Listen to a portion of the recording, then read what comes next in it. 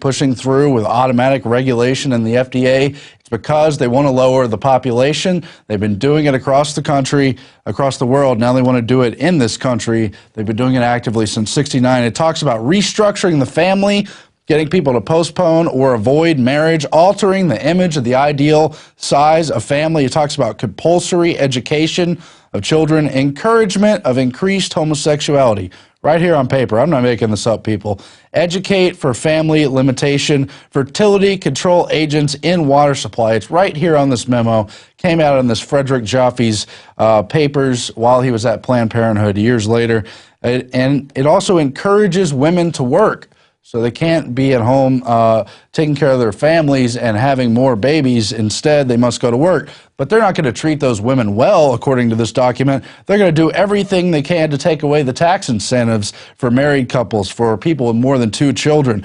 It says right here, under a subject I don't even understand, chronic depression, it says require women to work and provide few child care facilities, limit and eliminate public finance, medical care, scholarships, housings, loans, subsidies, everything for families with too many children. And it even talks about having permits to be allowed to have children, limiting childbirth to only a certain sector of adults, and compulsory abortion for out-of-wedlock pregnancies. Whether or not you think some of these ideas individually might be advisable because you think there's too many people, this is draconian authoritarianism, and they tried to bring it to America. It was written about in Ecoscience, but as I'm going to show you in these clips, it was practiced in countries including China. China is the world model for the stuff that's on this document for the United States. Before they had the one-child policy, they had their family planning programs, which is part of the worldwide Planned Parenthood group, advising people, encouraging them, using propaganda, loudspeakers, everything to get people to have first only 2 children, first to delay their marriage, but then, as you see, later to only be allowed to have 1 child at the penalty of the police state's gun. Let's play some of those clips right now from the Barefoot Doctors of China in 1975, 4 years before the one-child policy. One of the most important aspects of China's family planning campaign is providing jobs for women. Women comprise 80% of the employees at this lock factory.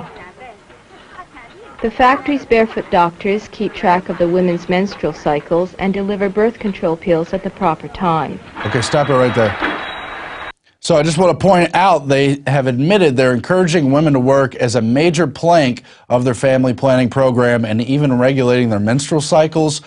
We think this is okay. No, it's a scientific takeover of humanity. They are restricting the natural birth cycle of humans. Whether or not you think there's too many people or whatever, I don't think we want an authoritarian scientific dictatorship in charge. Let's go on with the clips, please. The government encourages late marriages and small families. There it is from this document. Postpone or avoid marriage. Alter the image of the ideal family size. Keep going, please. Parents should have only 2 children, with a recommended spacing of 4 years. And these are short clips. We have longer ones posted on INFOWARS, including in the article I wrote over the weekend, China, slave state where the family is outlawed and the rich breed in secret. That's right, in the one-child state, the rich are having test tube babies 8 at a time in this particular case. But the bigger point here is that you've got this Planned Parenthood mechanism and the Rockefeller Foundation-funded Population Council producing these propaganda videos and encouraging these publications where they're trying to brainwash the population into having fewer children and for the state to dictate how many children you could have. That's the key. The state is who decides what kind of family you should have. And that's why this is so alarming, especially when it comes to putting fertility control agents in the water supply and hormonally changing people, including encouraging homosexuality. I mean, it's just nightmarish what this government and the related NGOs and the United Nations foundations like UNESCO think they can do to us. I know Alex has covered this in depth. I don't want to get too much into it, but this is a shocking document, and you will find it at INFOWARS.com. We cover it in depth there. Now, when we come back from break, we have that exclusive interview with Colonel Craig Roberts. It's going to be dynamite, but first we want to play a short clip from him in the film A Noble Lie on the Oklahoma City bombing of 1995. This is a powerful film. I've seen it for myself. I was blown away. I cannot recommend it enough. We have it here at INFOWARS, but we've been selling out because people are so interested in this topic right now. So get it and share it with other people, and then buy more copies to support the filmmakers. Again, that's at INFOWARS.com. Let's go to that clip of Colonel Craig Roberts right now. Day 1, hour 2 of the bombing, the most significant event that happened is when they said they found other bombs in the building. The second most significant event was that they moved everybody back and held them back. There were still people alive trapped in the building, but they came in with 2 trucks and backed them up to the Murrah building, and a bunch of these guys dressed in blue jackets with no letters on the back started taking boxes of files out and putting them on this truck. And it was during this time that early in the investigation that I started receiving some various phone calls. One of them was a phone call from Little Rock, Arkansas. The guy said that he was a federal agent. He was not an FBI agent. He was not ATF. But what he did say was during their investigation of the Clintons, on all the drug running that went through Mena, Arkansas, and Lassiter's Ranch and all of that stuff that was going on at the time during Iran-Contra, that those records, when Clinton went to Washington, were transferred from there to the Murrah building. Of course, the other Achilles heel is the videotapes of the building itself from the different surveillance cameras that no one's seen. If McVeigh was Lee Harvey McVeigh all by himself, the lone nut with a truck, then why don't they show us the videotapes of the truck? Show us the videotapes of him getting out. Or was there more than him in the truck? And that's just a short clip, folks. I mean, this whole Oklahoma City thing is not only an inside job, it is a conspiracy. It's cold-blooded murder. It's just unbelievable. You got to see the section they have on Terrence Yakey. But that is all coming up with Colonel Craig Roberts. I want to remind you, at PrisonPlanet.tv, there's another 15-day free trial. You can try it out, see all the great things you get, and then you can choose to get a membership and support us and this broadcast, help us get the word out, all at a discount. Our Christmas specials are still running, I think, to the end of the year. At any rate, they're active today, so help us out today. Get a membership. We'll be back in just a moment after this short break. We were brought up loving our country and our Constitution. That in the United States of America, we were free. And that's an attitude that we've tried to instill in our children. I met my wife while in the Air Force. I was a combat pilot in Vietnam. I served in Desert Storm as a commander. When I graduated from the academy, I took the oath of office. And as a commander, I administered that oath to many people. Now I wonder about the understanding people have of our Constitution, and I think about our candidates for President of the United States. It's interesting to see the support Ron Paul gets from the military, and if we think back to the code of conduct and people raising their right hand that they were going to support and defend the Constitution of the United States, why would those same people support in great numbers Ron Paul? I think it's because they know that he supports the Constitution of the United States. It doesn't mean you have to go to war to do it.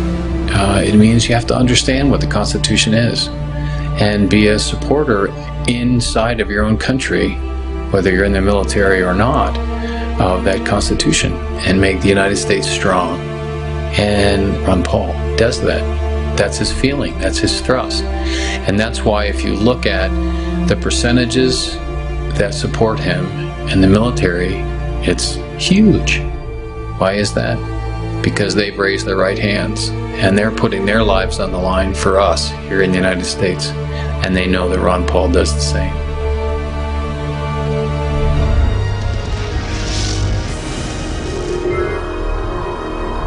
We are back on the INFOWARS Nightly News. We are joined now by Colonel Craig Roberts. As we showed you before the break, he appears in the film A Noble Lie, a wonderful expose of the Oklahoma City false flag bombing. He's a retired Tulsa police officer. He was on the fugitive squad, the bomb squad, the police helicopter pilot. He was also an Army intelligence officer and a Marine Corps sniper in Vietnam, as well as an author of numerous books and has worked in TV. He joins us now to talk about the Oklahoma City bombing. Thank you, Colonel Roberts. Yeah, glad to be with you. Now, for those who haven't seen the film, give us an overview of what this film covers, and as we talked about before this interview began, how there's so much more to the story than they could even put in this 2-hour documentary. Well, yeah, it's, you know, I spent 8 years on the case myself, 6 months while I was still a police officer, and then after I retired, I continued working on the case because there was just so much more out there that didn't come before the public. The media wouldn't bring it up, wouldn't touch it with a stick. We chased so many leads, so many different directions. We know that there's a lot more people involved than just McVeigh and Nichols. Basically, the bottom line in the movie is Charles Key, the state representative from Oklahoma that was real involved in trying to get to the bottom of the bombing when it occurred back in 1995 and stayed with it for a while after that. And the Oklahoma Bombing Investigation Commission that was formed that had several different people involved in that, working on the case, most of them civilians. The whole key there, the whole thing that they were trying to get out and put forth in the movie was proof that the government had foreknowledge that this was going to happen before it happened. There's so many things that led up to it that we found out later. Why was the Oklahoma County Sheriff's Office bomb squad at the building at 6 o'clock in the morning with a bomb truck? Why were there dogs there searching the area? Why was the building staked out by the Sheriff's Office prior to the Ryder's truck ever showing up? I've seen photographs of from a stakeout camera of the front of the Murrah building where a UPS truck drives up just before 9 o'clock in the morning right in front of the front door, and they've got a picture of it. They're sitting there taking pictures of the building. UPS truck leaves, and then, of course, the Ryder truck shows up a little bit later. So we know that that occurred at the time. We've got you know, so many different eyewitnesses that saw Middle Easterners leave the front of the building that held the parking place for the Ryder truck so McVeigh could pull it up. And there was other people in the Ryder truck. How many, we don't know, because the FBI has never showed us any of the dozens of surveillance videotapes that were taken at the scene. You know, you look at the Kennedy assassination, and at least you got the Zapruder film that whether it's been doctored since then or not, it's irrelevant. The problem is we've got the Zapruder film. It was released to the public. Anybody can watch it and see the assassination of John F. Kennedy, but yet we're not allowed to see any of the videotapes of the Oklahoma City bombing case. Now, if there's no others out there, if it was McVeigh and Nichols and the case is closed, then show us the tapes. What's the problem? That's the Achilles heel of the whole case right there, is the videotapes. There are so many aspects to this case, so many facets that you can explore that